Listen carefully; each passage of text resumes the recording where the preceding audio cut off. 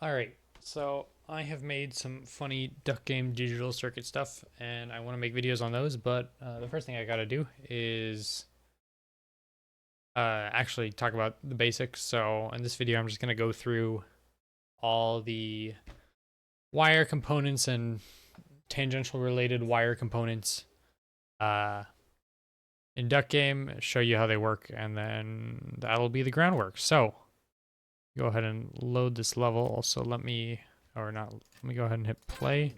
Also, let me go ahead and crank down the sound effects volume because it's going to be loud. All right, so to start, we have our wire.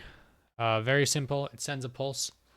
You can tie buttons to a wire to send a signal, and then the wire can activate various things attached to the wires. Notably, here we have a long chain of spawn cannon, so you can see when I hit this wire, the signal travels 67 blocks in about a second.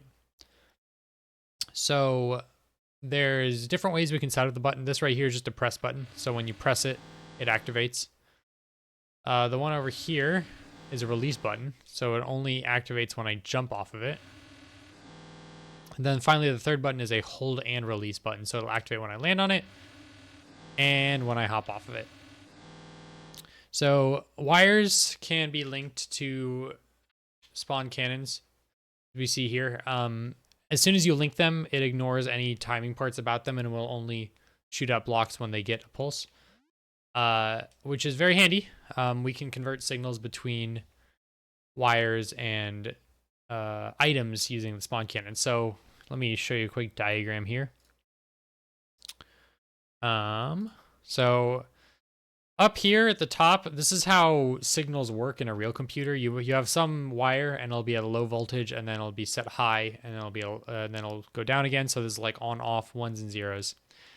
Duck game wires can only send an impulse, so they can only send a spike, basically, just in a single moment in time, a single high. If you can't hold a duck game wire at a high, an on signal for more than just one point in time. So we need to be able to translate these kinds of impulses into on-off signals. We don't need to necessarily, but it makes it much easier to interact with and understand what circuits are doing, which I'll get more into this later. Item cannons are very handy for this sort of mechanism. Anyway, continuing, so combining item cannons and wires and buttons together, we can build a repeater slash delayer slash diode down here. If you've ever played Minecraft, this is a Minecraft repeater.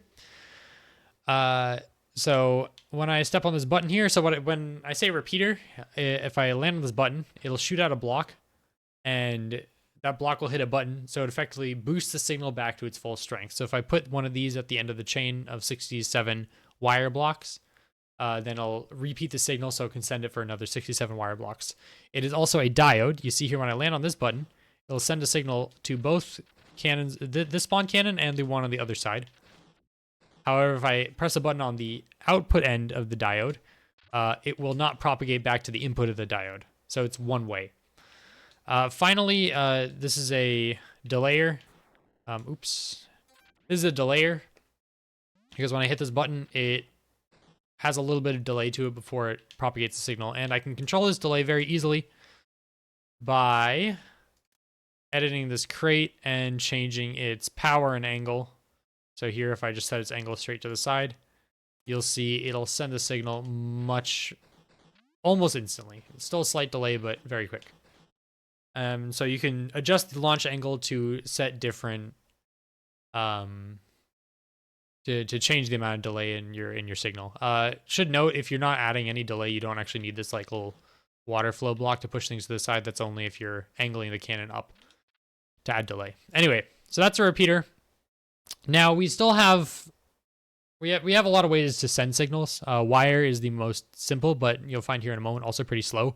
We can also send items, and items can go through pipes and teleporters and also get sent through the air at very fast speed. So over here, to my right, I have a comparison of the different ways to send signals. You'll see teleporter is always going to be the fastest, but sending things through a tube can also be pretty quick if you don't want to, if for whatever reason you can't make the teleporters work. So as you can see here, the first signal that arrives is the teleporter, then the pipe, then the wire, and then finally the box that just goes sailing through the air. Pipes are also handy because they can get put in the background, so if they effectively function as slow teleporters. You might run into some niche situations where you can't use a teleporter and a pipe makes more sense. All right, so those are how we send signals. Now I want to talk about item mounts. Item mounts, you can put a gun on an item mount, and so you can activate the gun using a wire signal, which is very handy. Generally, I use mag blasters for this. There's niche situations where you'd like to use other things. Mag blasters are great because they fire in a straight line every single time. There's no inaccuracy, and they destroy a wooden block in one shot. Now, an interesting glitch with wire mounts is they will only activate on a press signal, not on a release, or not on a. So hold buttons and release buttons when you hop off of them don't necessarily send the same signal. There's the release signal on a release button, and then there's a hold release signal on a hold button. So this one right here, for example, sends a hold input and then a hold release, whereas this one sends a release signal. So they're not quite sending the same type of signal. Item mounts will not fire off of hold release signals, as you can see here. You can look at the wire very closely. You'll see that it sends a signal when I jump off, but it doesn't shoot the item out. So if we want to use a hold release button with item mounts and have it work as you would intend it to, or I guess the more intuitive way, you need to double up buttons here, 1/2 step apart. And that way, one's press, one's release, and that way when I land on the button and when I jump off of it, it makes the item mount shoot. Now, again, item mounts are handy for destroying boxes. So basically with an item mount and an item spawner, we can turn, let me go back to our diagram. We can turn these continuous, or these impulse signals into on-off states, which you can see on these contraptions down here. So these are basic inverters or repeaters. You just put a button at the end of them. So here's the most trivial case. This is just an inverter. You'll see the box is there when the button is not pressed on, but when we press the button, the box goes away. This takes advantage of that little glitch with the item mounts to make sure that the gun isn't shooting every single time. So here we have an inverter. Here is a more fleshed out inverter. Functions identically to the inverter on the left, but because we have the switch here and the double button, we can invert this inverter to just set it to repeat a signal, which can have its uses. So it's item mounts, inverting signals, translating signals from impulses to continuous signals. Another basic block here is the gate, which we'll get way more into later. You send a signal, it opens. You send another signal, it closes. It isn't bound by the same restriction as item mounts. So this is just a hold release. This is just a hold button. So when I release it, it still closes. Oops. Very easy to also invert. You can just right click a gate and set it to always open. So like this one right here is set to open. This one is set to close.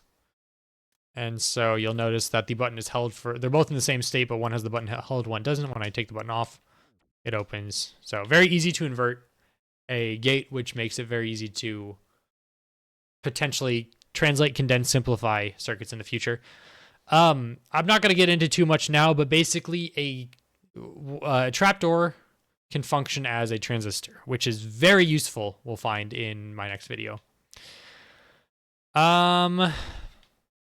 See what else is going here. So we also have toggles, which are these little blocks with the arrows here, right in the middle of this little star of mag blasters. A toggle block will, when it receives a signal from the top, will continue transmitting that signal in the direction the arrow is currently pointing. So you can see right now the arrow is lit up on the left. So when I press this button, it'll send the signal left. Now I press it again, it'll send it right, and it will also propagate all signals straight down through it. Unfortunately, so the toggle will function like this if it receives a signal from the top, the left, or the right. So you'll see if I press this button on the left here, it won't shoot the gun on the right, but now it will. If a signal comes from below, it goes to all potential outputs. It just basically ignores the toggle entirely. So this seems really useful. But unfortunately, there's not really a way to reset it to guarantee it in a certain state when you want to reset a machine. So it definitely has its uses, a very powerful block, but it's not like can't treat it like a piece of memory or anything like that. You can make very simple binary counters here. You'll see here this counts up to 8. So 1, 2, 3, 4, 5, 6, 7, 8. But again, the drawback, because you can't send a signal to like reset all the toggles to a given state, to a certain state, this counter will only work to powers of 2. So I can do this a counter that counts to 2, a counter that counts to 4, or a counter that counts to 8, 16, 64, so on and so forth. Yeah, and so because of that drawback here, I just have some toggles laid together, and there's not really, all these buttons will generally all interact with each other. So it's kind of hard to, you can't build the logic for some basic logic gates just with toggles because you can't reset them. Finally, the last thing, we have a wire activator. So these can be bound to fun beams or doors, or metal doors to open or close them. So you want to bind them with a hold button because the doors will only close on a hold release signal. So here's just a normal normal press button. You see the door will not change. The fun beams won't go away. They only really work with a hold release. Doors theoretically could be a sideways trapdoor. Overall, haven't found too many practical uses for them. I don't use them too often. Anyway, that's the basics. So yeah, in the next video, I'm going to go into some logic gate designs, and then eventually we'll work our way up to a register and more. Thanks for watching. Bye-bye.